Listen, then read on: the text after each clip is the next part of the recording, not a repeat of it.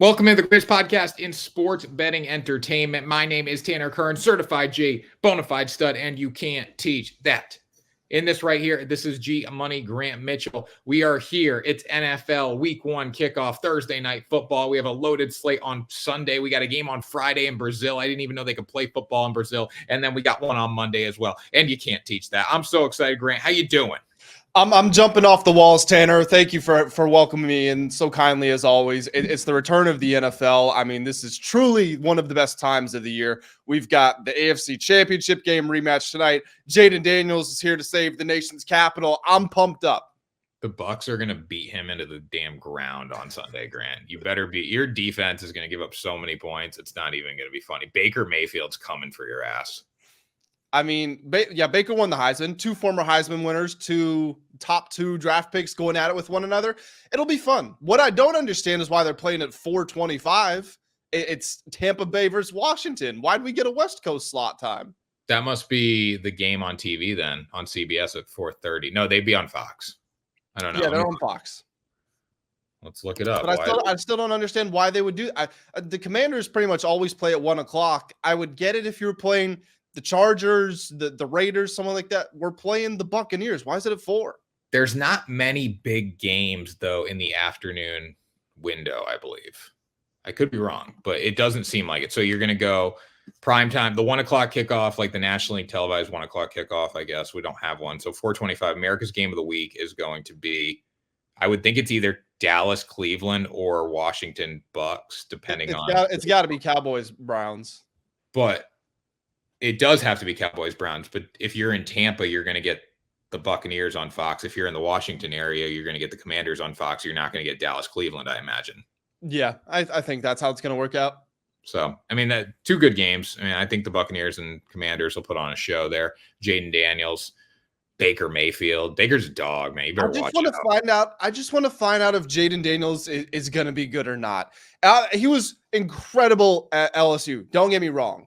There was this whole, we talked about it before the draft. Was he good or was he being elevated by having Malik Neighbors and Brian Thomas Jr.? He threw outside of the numbers like 90% of the time. Is he going to be able to control the middle of the field? Then in the preseason, he was probably the best player in the entire preseason. He was the most accurate quarterback. Is he going to be able to hold up? Is his body going to hold up? Is he going to get hit? Is Vita Vea going to knock him into orbit and all of a sudden he's out for 8 weeks? I just want to see one game. I just want to know what to expect because I'm flying blind right now. I don't know what's coming. You don't know what to expect for any rookie quarterback. Like Caleb Williams could get out there and be. Oh, I know what to expect from Caleb Williams, Tanner. I don't know, man. I don't know. You don't know. You don't know until they actually get on the field and play. You really don't. I mean, I'm the Caleb guy on the show. I have told you, I think he will be the second best quarterback in the league within 3 years.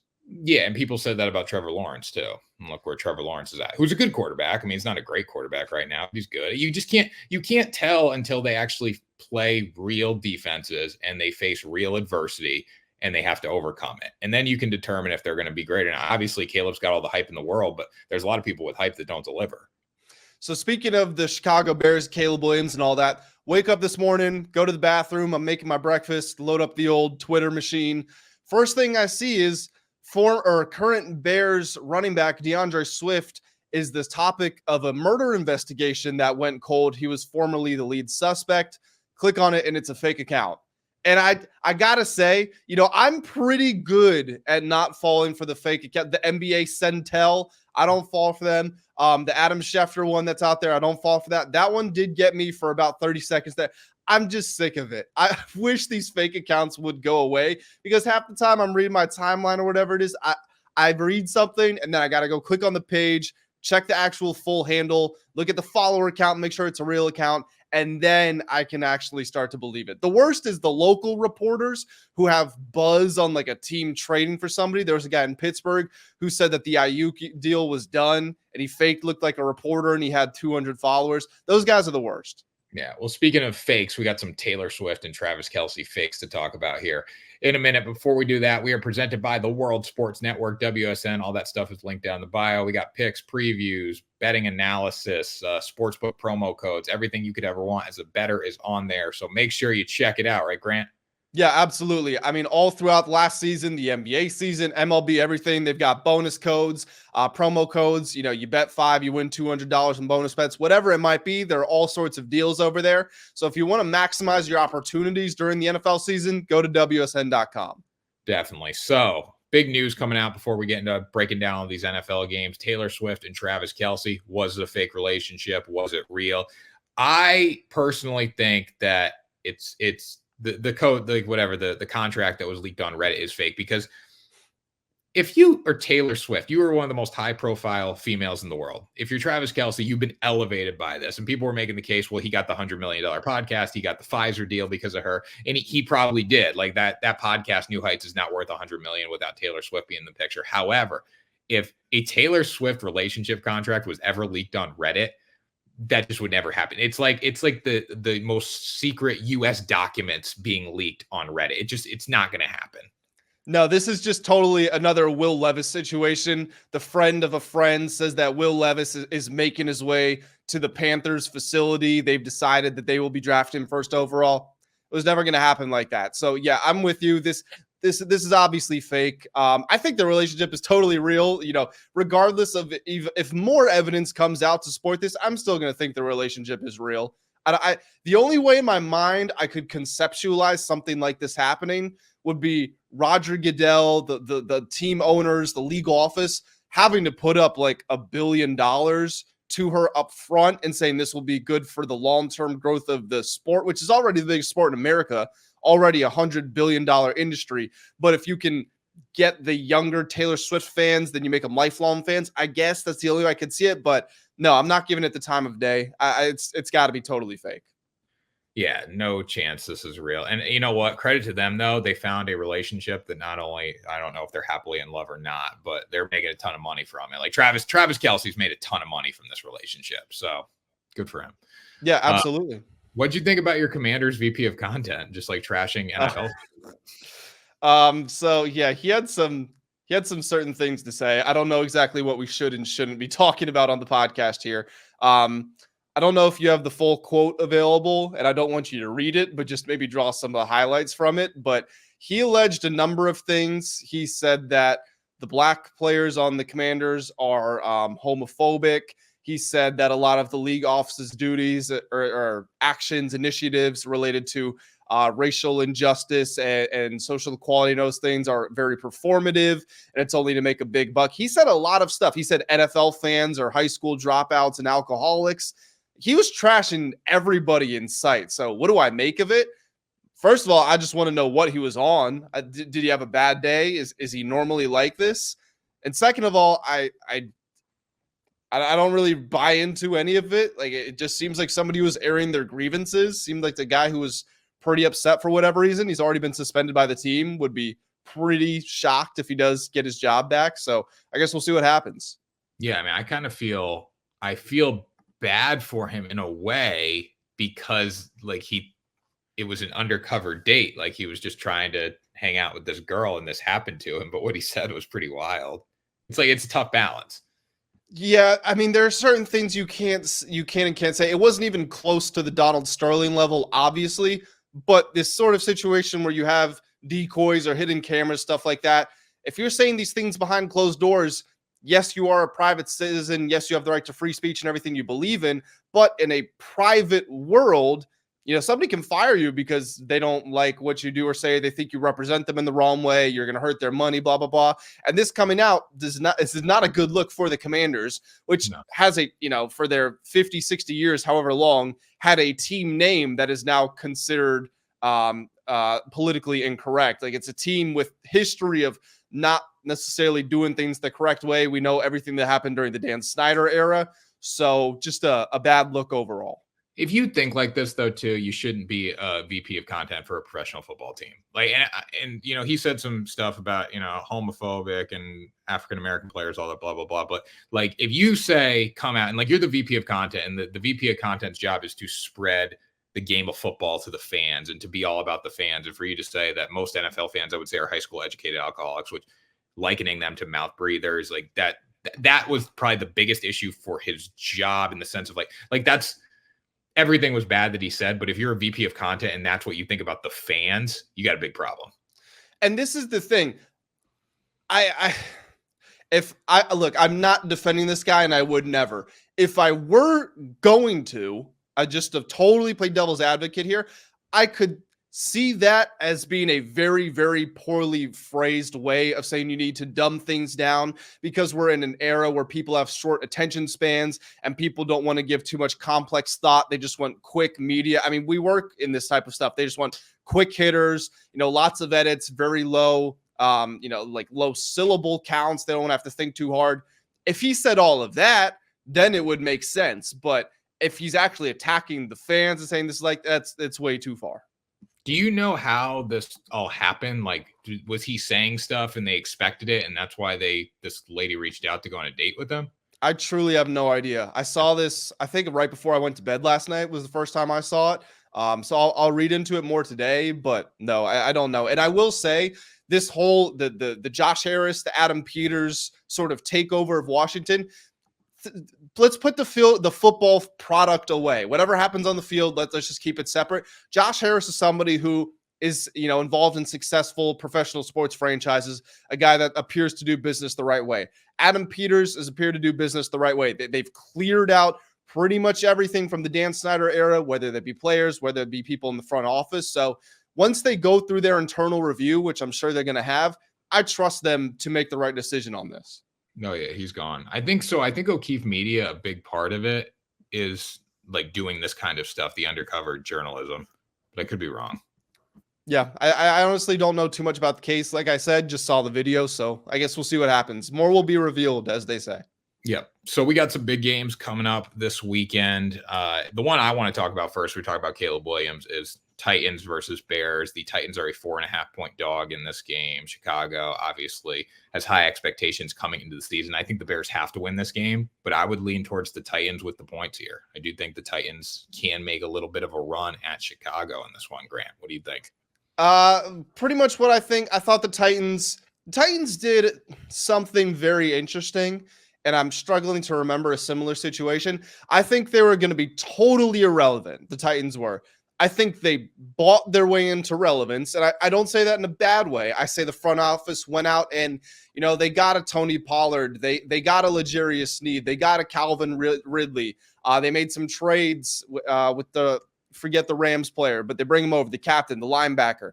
They've got pieces in place now where no longer irrelevant. This is a team you do have to take somewhat seriously. Do I think some of those moves were smart for the long haul? No, because these are moves you make when you're either all in or you have a proof of concept in place and you're very confident you're going to be good moving forward. We don't have that with Will Levis yet. Will Levis could be good. I'm not saying he can't be, but we haven't seen anything to definitively prove he is or to suggest that he will be. So a lot of this is still a dice roll. If Levis is awful, if Levis is one of the bottom 5, even bottom 10 quarterbacks in the league this year, and you spent all that money on not soon to be retirees, but veterans who have been around, then it's a mistake because you spent the money on a team that isn't ready to make that push yet. So for me personally, I would take the Bears with the points there, but then we can go into the whole Caleb Williams being a rookie and everything. I'm just not betting this game. That's all it comes down to. I think there are a lot of unknown variables there, and so I'm staying off of it.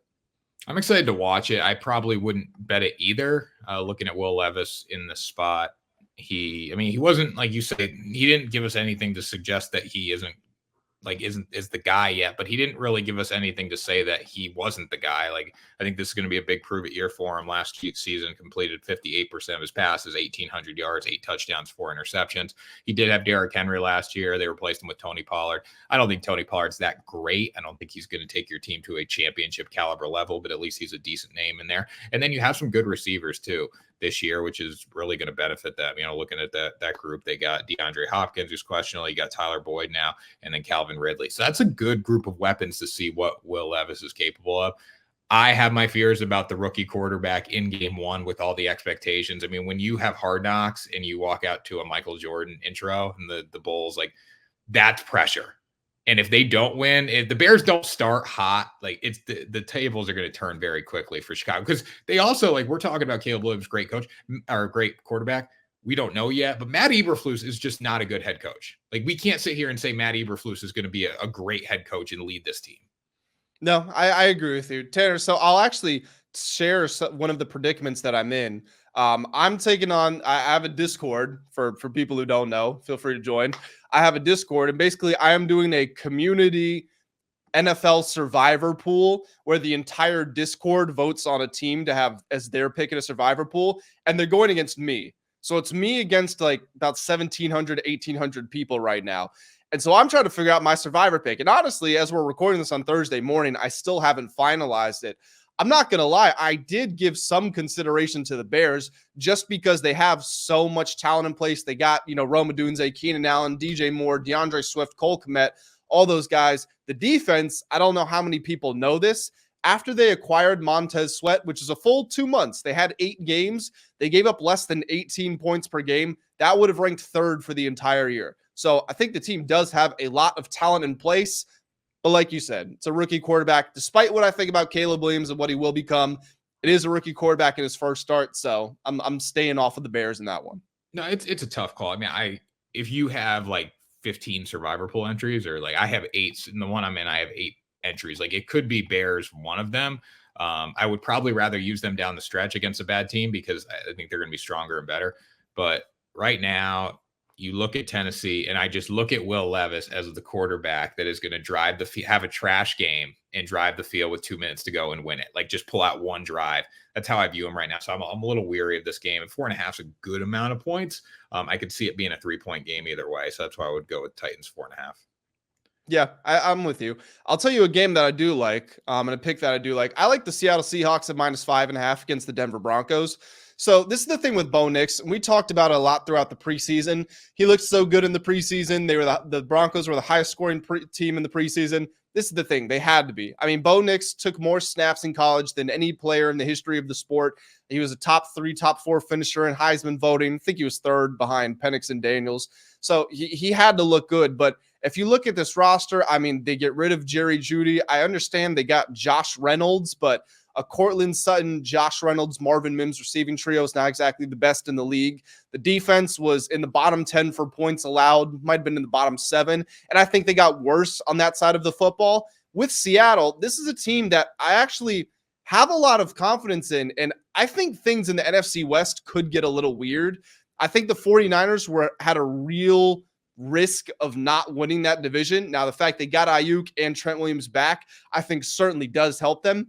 But this Seahawks team is interesting. I mean, they went either 9-8 or 8-9. I think it was 9-8 last year. And you look at the changes they made. New coach Mike McDonald, he was the architect of that Ravens defense. Seattle has the pieces. They just couldn't get it to come together. If he makes those changes, then the defense is fine. And the offense has been, top half offense for the last 3 years or so. And when you've got a new offensive coordinator in Ryan Grubb, well, he was just with Washington, and we saw what he was able to do with Michael Penix Jr. And I know we're diving into this really far here, but if you look back at last year, Geno Smith was 29th in air yards per attempt. If you can add some sort of explosiveness there, just get him to like league average, I think this is a really good offense. So Seahawks -5.5 against the Broncos. Bo Nix, rookie on the road, first career start. I think that's a good pick. No, I do. I think that's a solid pick there. I don't necessarily agree with the NFC West getting interesting. I don't think the Seattle Seahawks have the team to make it interesting yet. They can make a push, but I do think the 49ers will edge out that division with ease. Looking at the Broncos in this spot, though, like losing Jerry Jeudy, I don't think makes much of a difference. There is more of a headache to your team than anything else, but they don't have a lot of talent like Cortland Sutton, Josh Reynolds, Javonte Williams. Like, if that's our high end here, that's probably not the best high end, especially with a rookie quarterback. They have a decent offensive line as well, and I think they have some playmakers on defense like Zach Allen, but this is going to be a tough challenge for them to go on the road and cover 5.5 points. Yeah, I agree. As also, I will say, voting is still open, but it looks like the Discord, their survivor pick, it looks like is going to be the Seahawks. It's a smart pick. I mean, the number one pick this week would be Bengals against the Patriots. I think anyone against the Patriots, but do you want to use Bengals this early? That's the tough part about it. So that one's interesting because I think I'm going to take either the Seahawks or the Bengals personally. And the thing with first of all, is Jamar Chase playing? So it dipped down to 7.5, and now it's like he's a little more questionable. I think it's trending towards him potentially playing. It's up to 8.5. It doesn't matter if he plays or not. They are going to win this football game by 10 points. That's kind of where I'm at with this. I mean, the Patriots, their defense was going to be the bright spot. You trade Matthew Judon, who's your best player. I understand Gerard Mayo's from the Belichick tree, but is he Bill Belichick? Probably not in his first career coaching appearance or head coaching appearance. Jacoby Brissett maybe has a higher floor in week 1 than Drake May, but he also probably has a lower ceiling. Offensive line isn't good. Receivers aren't good. The Bengals, as long as Joe Burrow is on his feet for 4 quarters, I think you do have to take him, even if Jamar Chase doesn't play. No, I'm so excited to watch this game. Like, I can't wait to watch Joe Burrow being back in action, healthy against the Patriots. He's going to smack the Patriots, which will be fine. I got a little Bengals parlay cooking on the money line there. I got it when it dipped down to 7.5. So, looking at the Patriots coming into this game, and when you're debating if Jamar Chase shouldn't even be on your mind when it talks to covering a spread in this football game, because the Patriots could play great defense, but are they going to score enough points to cover? Like the Bengals, no matter how well the Patriots play on defense, the Bengals are probably going to put up 14 points at least in this football game. 17 points. Do you trust the Patriots to score 7 points in this game? Like probably, but I can't sit here confidently and say they're going to go over 10. No, I would probably, if I'm personally making that over under, if I'm being realistic, I would make it 13.5. Like if I'm trying to split it on the sports books, but in my mind, I'm with you. Do I confidently see them scoring more than 10 points? I don't. Like if the Bengals score 24 points, which would be that'd be a pretty solid offensive showing against the Patriots, or even if they score 17 and the spread's 8.5, like the Patriots have to score 10 points to cover that spread. Are you confident in them doing that? Like I can't sit here and say they are. Team totals in this game. Let's see here. So the Patriots team total, Bengals is set at 24.5. So it's a fair line. The Patriots is set at 15.5. So bookmakers aren't really expecting them to score 2 touchdowns barely in this game. I would bet the under. I might actually do that. I might bet the under on the team total. I just don't know. I mean, the Bengals defense wasn't good last year. They had a lot of injuries though, and I think they're going to be a lot better this year. And I think they're going to control the football here. They're also top 5 in points allowed the year before that. And I think last year, part of it also, I'm sure there was some sort of mental letdown when Joe Burrow went down. I'm sure they took their foot off the gas a little bit. They get Geno Stone in there. They add him to the secondary. He had 6 interceptions last year. I think they'll bounce back. I don't think it will be an elite defense, but I think they'll have a good defense. Yeah, no, they got some dogs on defense for sure. Dallas Cowboys versus the Cleveland Browns here. Browns are -2.5. I think the Browns find a way to win this football game. I think Dallas is going to struggle earlier in the season and find a way to come alive later, as we've seen in the Dak Prescott era. I hate betting on Massage Deshaun, but when you look at the Browns, they are a fantastic football team. They have probably one of the best defenses in the NFL. And if Watson just plays average football, like they can win this game. They can. I don't want to be boring. I probably also wouldn't bet this game. Maybe I would do Browns money line. I don't know about going the full 2.5 because honestly, I could see this being a little 1-point game here. I just don't have much confidence in the Cowboys.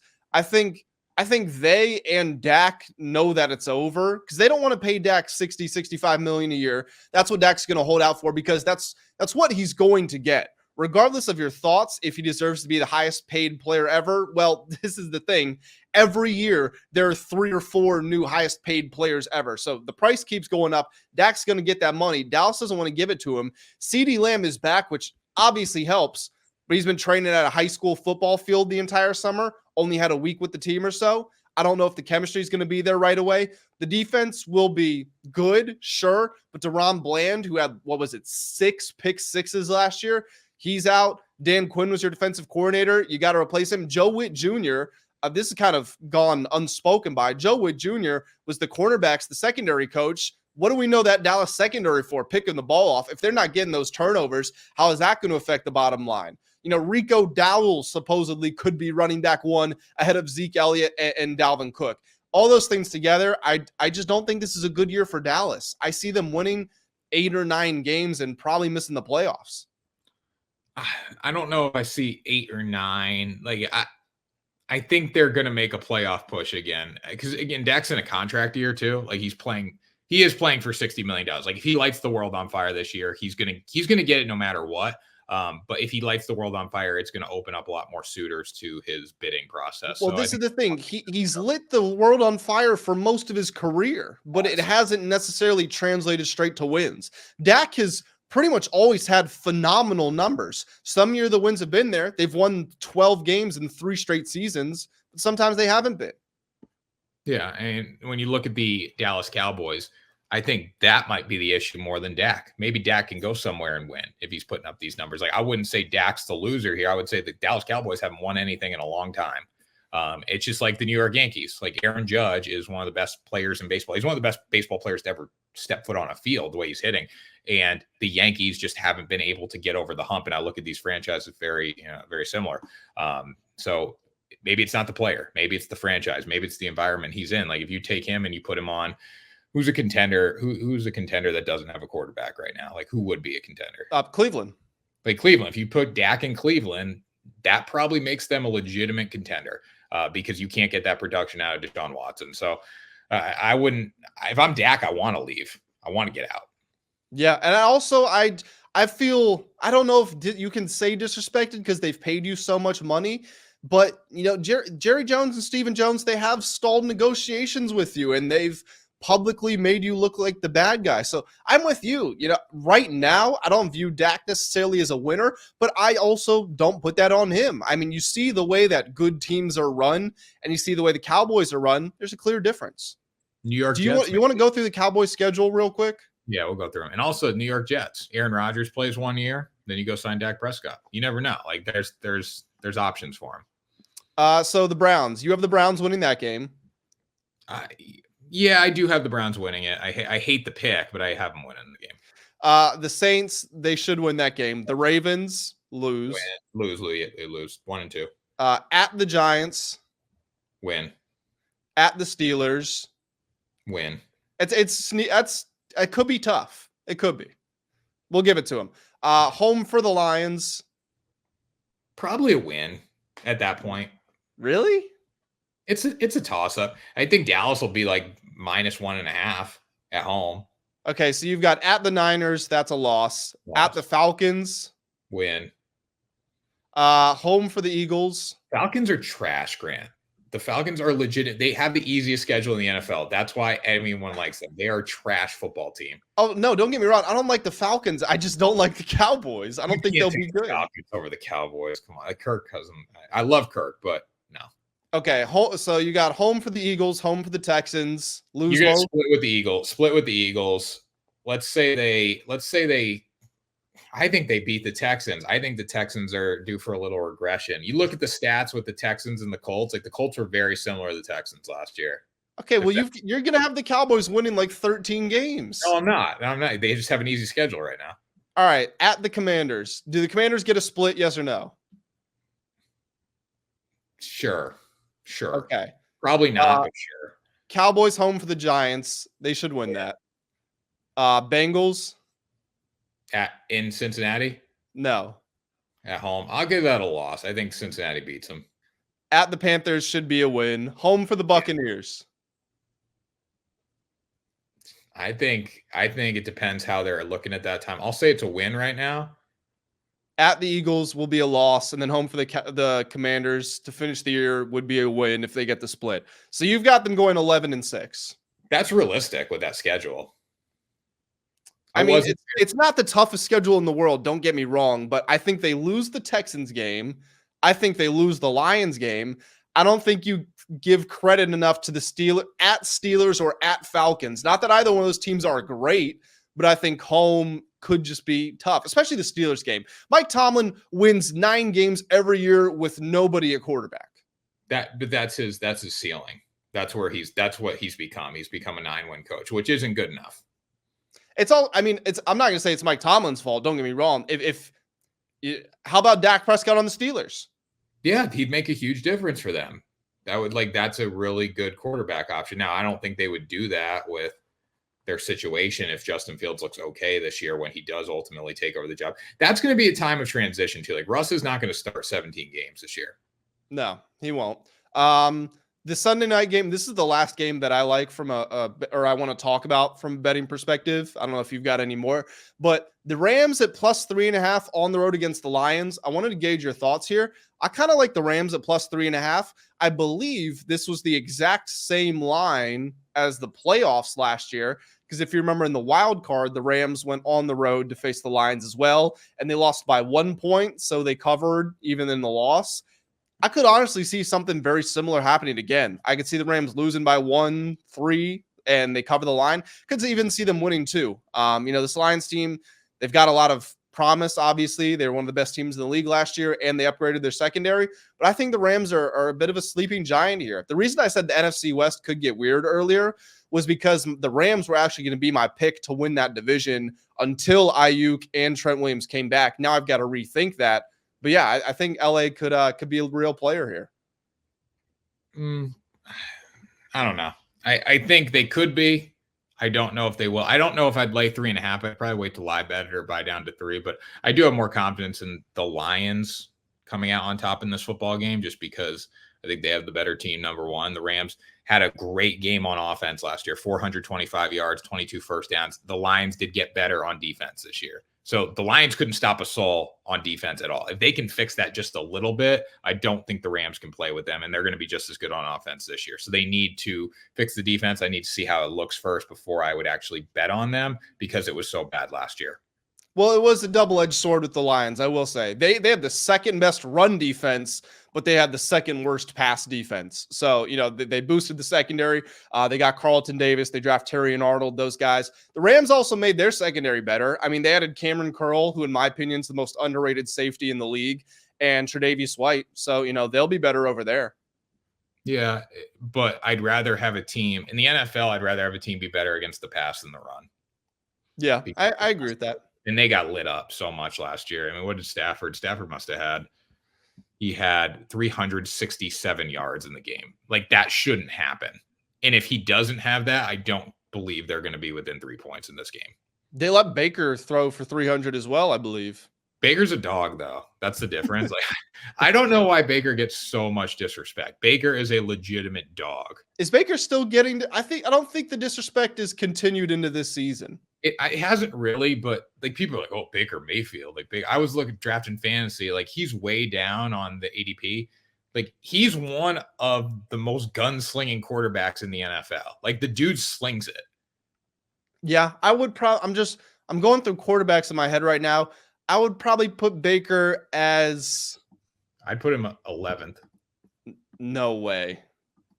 Yeah. I'd put him probably 16, 15, no, 16. That's just now we got to go through them to end the show. Oh my God. All right. Let me get a list of quarterbacks up. I got to go through them. Okay. So here, I'll give you in order. And I mean, you can just tell me if you agree with the people above him. You don't have to agree with the order. So I got Mahomes, Burrow, Allen, Lamar, top 4. Mahomes, Burrow, Allen, Lamar. Yeah. Okay. Yeah. After that, I got CJ Stroud. I understand it's only 1 year, but a hell of a year. One of the best of a rookie. I got Matthew Stafford above him. Yeah. What are we at there now? That's at 7. I've got Dak Prescott ahead of him. Yeah, I agree with that. I've got Jalen Hurts ahead of him. Yeah. I mean, you got to see what Jalen Hurts does. And keep in mind, Baker's never been in a good situation. He's got Mike Evans and Chris Godwin. Like, he's got a good defense. Like that. He's never been, he got drafted to a team of losers. Okay, but we're not talking about 2017. We're talking about right now. Yeah. So we're at 9. I would put Justin Herbert there, but I need to see something from Herbert soon. I'm giving him the benefit of the doubt there, but I would put him at 10. I would put Jared Goff ahead of him, so that would be 11. I would. Wait, before Goff? Who would you put before Goff? I said Justin Herbert. No. Ahead of Baker? What has Herbert done in the NFL? Wait, so you've got Baker ahead of Herbert? Yeah. What has Herbert done in the NFL? Tell me what he's done. Nothing. Do you want the real answer? Because it's not a great answer. The real answer is he has showcased his talent. Yeah, I mean, I think has he taken them to the playoffs? Yeah, they're the ones who lost to Oh, Trevor yeah. Lawrence after he threw 4 picks and then came back. I mean, he's got some big yards, but like his touchdown to interceptions are about the same as Baker. Like, who do you want to have the ball with 2 minutes left in the football game? Justin Justin Herbert. Herbert or Baker Mayfield? Justin Herbert. Baker Mayfield. But I'm saying I'm right. I am ready to switch that opinion because I got to see something from him soon. Yeah. All right. That's good. So after that, this is where I think this is where it can start to get a little bit questionable because do you want Tua or Baker? I think. What'd you say? Baker. Put Baker with the speed that Tua's had, and then tell me, this is the thing. Most people would say Tua. I think I'm with you. I think I would take Baker over Tua. Jordan Love or Baker. This one's weird because we've seen so little of Jordan Love, and he was great first 2 games, awful for like 6 weeks, fantastic to finish the year. So where is he actually? Where's the average? Yeah, I don't even know if you can call that one right now. I think people would say Jordan Love, but I don't know that I have an answer. Yeah, I agree with that. We haven't seen enough. All right, this is what we got to do right now. This separates it. Baker, what Baker has been able to do in his career, going to the Rams for 1 game, winning a football game, going to the Buccaneers, being in a contract season, playing for his career, finding a way to get paid, finding a way to get that extension. Baker has not had a good situation. So I could take Caleb Williams and I could stick him on the Panthers right now, and I guarantee his career is going to turn out worse than if he starts with the Bears. Well, yeah, I'm not arguing with that. Circumstances, make players. So I think this is an easier way to do this, Grant. This is much easier. If you have 2 minutes left in the football game in the playoffs and you need a game-winning drive, would you rather have Baker over these guys? I'm just going to whip through them. Lamar in the playoffs. Okay, in the playoffs, I still have to give it to Lamar, even though he has underperformed. I agree. Dak. I want Dak. Josh Allen. I want Baker. I trust him more. Josh Allen. Okay. Stafford. Tua. Baker. Jared Goff. I mean, Baker almost beat them last year. Brock Purdy. Run the ball. CJ Stroud. Brock Purdy's legit. CJ Stroud. No, Mahomes. We want Mahomes, obviously. Kirk Cousins. No, I want Baker. Jordan Love. I want Baker. Okay. But see, that's where it gets weird because Kirk Cousins is a better football player than Baker Mayfield. I think this is how you determine how good a quarterback is. If you have 2 minutes left in a football, Baker is in the top 10 of quarterbacks that I want with the football with 2 minutes to go in the game to go out and win it for me. He's not. There's no way he's in the top 10. He is. Yes, he is. 2 minutes left in the game. I want Baker Mayfield to have the football. You want Baker Mayfield or Trevor Lawrence? Baker. I think Baker's a dog. Baker has that. Baker's got that fire. He does too. That's the thing. Like, I can't go that far. What Baker's done a lot. I mean, Baker's won playoff games. 8 playoff games. We also no, he's won 2 because he won one with the Browns.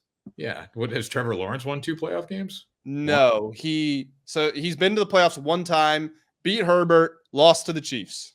I don't think people realize how much of a dog Baker Mayfield, and we're going to start to see it because he's only 29 years old. He starts 4 years in Cleveland. I mean, they literally had a cooler full of beers that they had to unlock because they hadn't won a football game in so long. So you think that's a good situation.